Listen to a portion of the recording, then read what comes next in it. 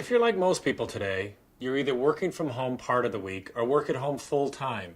So what has happened with that trend is that more and more people are establishing a work area in their home.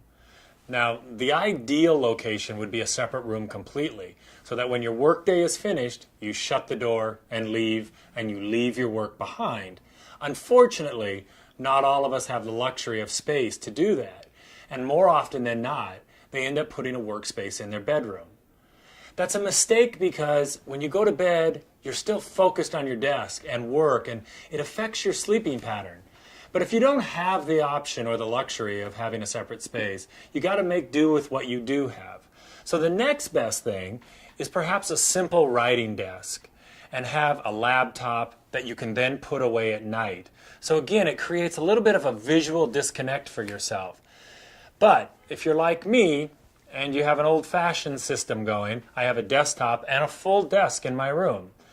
You try to make it as aesthetically valuable as possible, as aesthetically cohesive as possible. I got an old chair that I redid, and a desk actually from a very high-end auction house in New York City. And together, I kept an aesthetic value that didn't take away from my room, even though it had a workspace.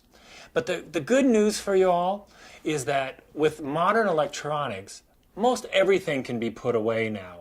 So you can get a smaller computer, smaller printers, and smaller scanners. All that stuff can be put away, so you can kind of disconnect from it. And make sure when you go to bed at night, if your equipment is out, that it's fully turned off, so you don't have lights on your speakers or on your printers or your scanners. Because I think when you're sleeping, somehow, I don't know, it just psychologically makes you feel like there's something going on. And it's just important. But really the best is to have it in a separate room. So, do as I say, not as I do.